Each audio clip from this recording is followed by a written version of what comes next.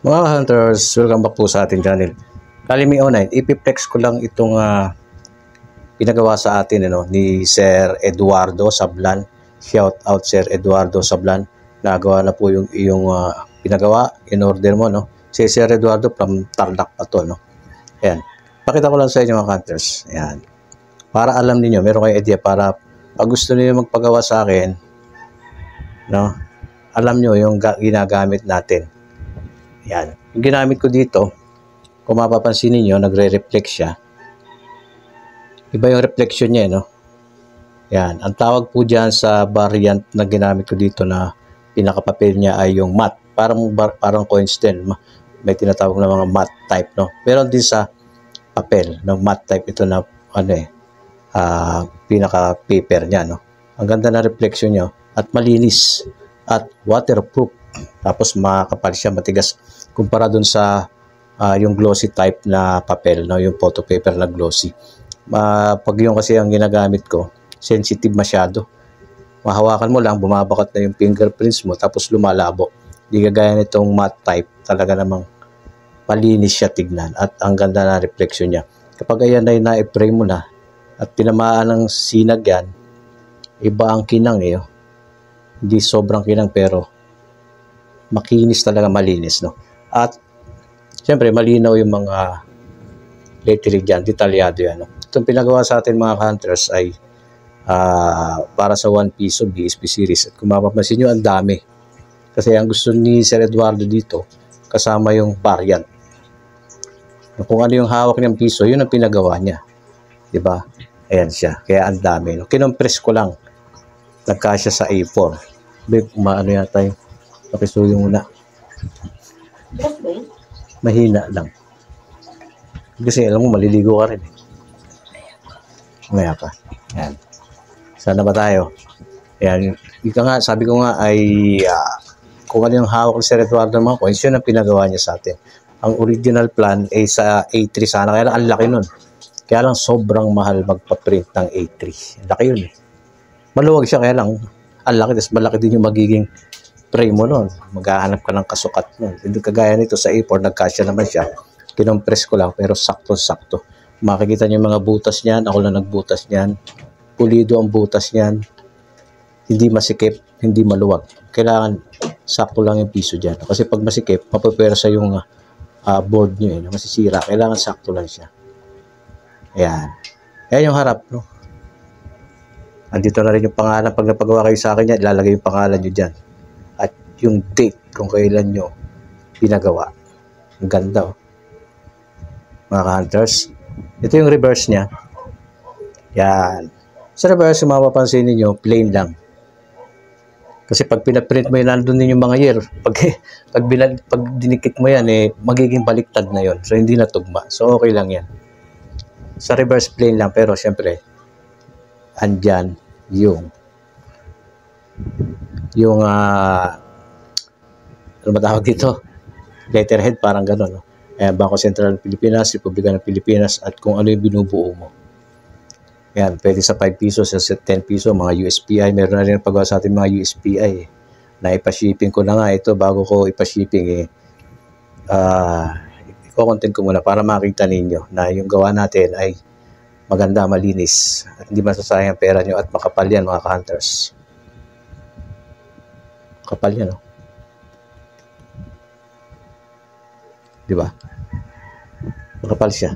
Pag nilagay mo yung baril mo dyan, naka-hold in yan. Sakto-sakto lang. At back to back. Yan, back to back siya. Yan ang gusto eh. No, pwede rin kayo magpagawa sa akin ng hold in lang, pero hindi siya back to back. Mas mura yun ang bahagya. Mura lang ang ano natin mga hunters. Kayang-kaya ninyo. Pag nagkamali ako, inuulit ko yan. Wala na kayo iintindihin doon. Kasi ako lang gumagawa eh. No? Kung ano yung siningil ko sa inyo, yun lang yun. Di baling malugi. Basta perfect kong magagawa para sa inyo. No? Ganun ang back to back lang to yan.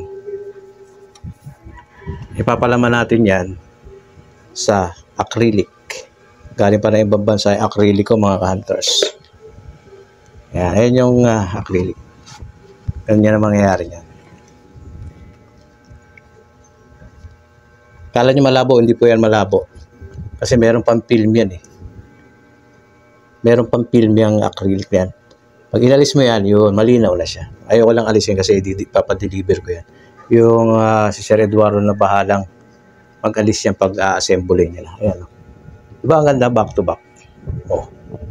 Naka-display yan, nakatayong ganyan. No? Ayan, may butas dyan, dyan yung i-bolt dyan. Ayan, pwede kayo magdagdag ng bolt dito para hindi bumuka.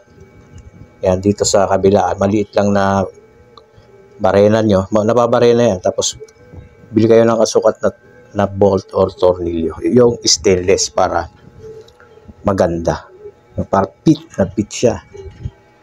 Ganda oh. Back to back mga hunters. Kita harap, kita likod. Ayan. Ito yung paa niya. Ayan, para dyan. At yung paa niya dito. Ganyan siya. Medyo naka-slant siya pag nilagay ninyo. Ang ganda, di ba? So, ayan mga ka-hunters. Shoutout Sir Eduardo Sablan. Napashipping ko na sa iyo to. At sa mga naunang umorder, shoutout din sa inyo, no? Ayan. Okay. Kung yung mga gusto magpa-design, mag-PM lang kasi sa akin kasi meron tayong mga kasama na gusto magpagawa. Dito lang ako. Magpagawa. Sa akin kayo magpagawa. Hindi mai-scam. Ha? At siyempre may discount yan pag member ko kayo. No? Siyempre. Okay. Mano-mano lang to kaya mura, no?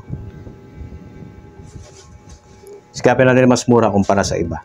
Lalo na pag mga members natin. PM lang kayo. So, sa mga baguhan na gusto rin magbuo ng ganito, pan-display nyo sa bahay, collection niyo, napaka-elegante tignan. Pero din sa version, no, yung version na kung ayaw nyo ng acrylic, mga bro, ayaw nyo ng acrylic, salamin lang, pwede yun. Hole in lang siya. Nakasabit lang, parang ganyan. Yan. Pwede natin gawing hole in yan. Pero kung gusto nyo ng ganyan ang frame, back to back ang glass nga lang. Kaya lang kasi ang nagiging problema sa mga glass pag pinapa-deliver kahit maganda packaging nyo, hindi maiwasan na nababasag eh. Kaya naisip ko ganito, kahit malayo, kahit ibang bansa ipadala.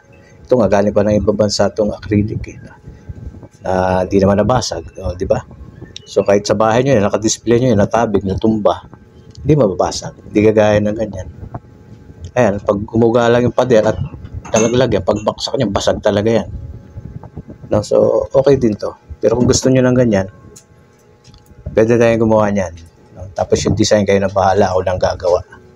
Masusunod ang gusto ninyo na design. Ang ganda. So, mag-iwan kayo ng comment mga hunters. At tapos PM nyo ako sa Kalimik Kilatis. Follow and share para yung mga ibang mga kasama natin na gusto magpagawa. Hindi kayo mai-scam, sigurado. Sarili kong gawa ng mga kamay ko. Yan. Okay. Nandito lang mga hunters. Maraming salamat. God bless. Out na tayo.